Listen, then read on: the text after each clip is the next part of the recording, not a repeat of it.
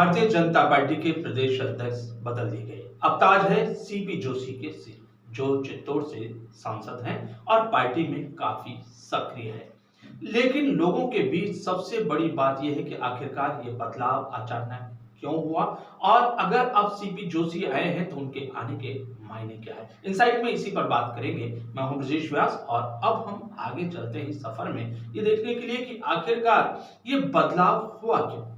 इस बदलाव की कहानी तो उसी समय से लोगों की जुबान पर थी जब से सतीश पूनिया की किरोड़ीलाल मीणा के साथ नहीं निभ रही थी, जहां वसुंधरा राजे की नापसंदगी थी सतीश पूनिया के नाम पर। ये सारे कारण थे जिसकी वजह से उनका जाना तय था।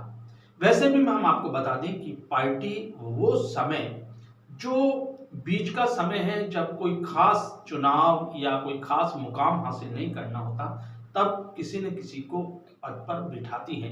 आपको इसी पार्टी में महेश शर्मा भी प्रदेश अध्यक्ष रहे। आज कहाँ हैं और वो क्या कर रहे हैं, कहाँ सक्रिय है, पार्टी के कौन से प्रकल्प को देख रहे हैं, शायद ज्यादातर लोगों को नहीं पता। लेकिन उसी तरीके से क्योंकि अभी सत्ता थी, चुनाव नजदीक नहीं थे, तो सतीश पूनिया ने उस गाड़ी को बहुत अच्छे से खींच लिया। लेकिन अब जब चुनाव आने हैं, सर पर चुनाव लड़ने का एक गंभीर मसला हो पार्टी के सामने, तब क्या सतीश पूनिया जैसे गंभीर और सिद्धांतवादी अपने ही हिसाब से चलने वाले नेता के साथ इस पूरे अभियान को चलाया जा सकता है? नहीं। तेज तर्रार और वो नेता जो लोगों को साथ ले सके, चला सके, उसकी जरूरत थी और ये महसूस की जा रही थी। और इसीलिए बार बार कहा जा रहा था कि प्रदेश अध्यक्ष पद पर जल्द ही बदलाव होगा। कब होगा ये पता नहीं था, तो वो तारीख आज तय हो गई और यहाँ जेपी नड्डा ने अपना एक नियुक्ति पत्र जारी कर सीपी जोशी को इस पद पर बिठा दिया। क्या सीपी जोशी के नाम का कुछ लोगों को पता था? हाँ, बिल्कुल पता था। वसुंधरा राजे अपने जन्मदिन पर पत्रकारों के सामने और अपने नजदीकी लोगों के सामने इस बात का उल्लेख कर चुकी थी कि सीपी जोशी का कुछ पार्टी में नया किरदार हो सकता है, इसको लेकर बातचीत कर चुकी थी। दिल्ली में जिस तरीके का उन्होंने लोकसभा में भाषण दिया और उसकी जो चर्चा रही, उससे वे पहले से ही चर्चा में थे, तो उधर ओम बिरला के साथ उनकी नजदीकियां शायद इस मुकाम तक लाने में भी एक अहम भूमिका के लिए जानी जाएगी। लेकिन अब आगे क्या, तो हम आपको बता दें कि अब कार्यकर्ताओं में जिस बात को लेके सबसे ज्यादा सवाल जवाब है वो ये है कि क्या सीपी जोशी के आने से मैडम का कद बढ़ा है? क्या मैडम वसुंधरा राजे अब मजबूत होकर आई हैं? तो इस बात को देखने के लिए कि सीपी जोशी पार्टी के कार्यकर्ता के साथ उन्होंने अपने आप को शुरुआत की और पार्टी के हर छोटे बड़े पद से होते होते भारतीय जनता युवा मोर्चा के अध्यक्ष से होकर वे यहाँ तक पहुंचे हैं।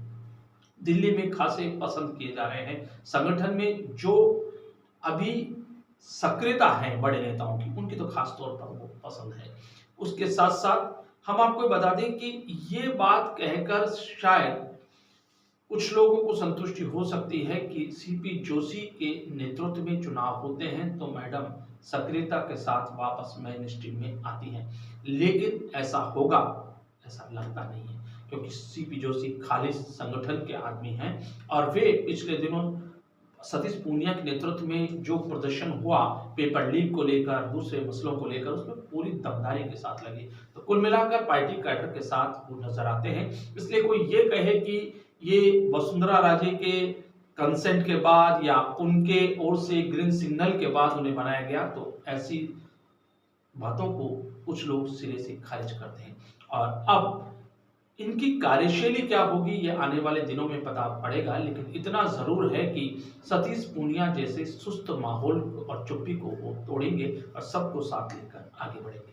लेकिन इसके बाद एक और सवाल, क्या इस बदलाव के बाद अब बाकी पदों पर भी बदलाव होगा?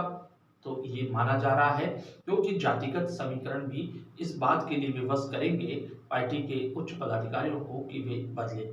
नेता प्रतिपक्ष का पद खाली है, क्या सतीश पूनिया वहां समायोजित किए जा सकते हैं? क्या पार्टी के प्रदेश महामंत्री संगठन जो है चंद्रशेखर उनकी भी बदली होगी, क्योंकि वे भी ब्राह्मण हैं, सीपी जोशी भी ब्राह्मण हैं, सीपी। अब उसके बाद क्या ब्राह्मणों को इस पूरे मामले में पार्टी के ब्राह्मणों के हवाले होगा? ऐसा तो नहीं हो सकता। इसलिए अब और बदलाव होना है तो संगठन महामंत्री के पद पर जल्द बदलाव दिखाई देगा। बहरहाल अभी इतना ही, फिर बात करेंगे किसी और मुद्दे पर। तब तक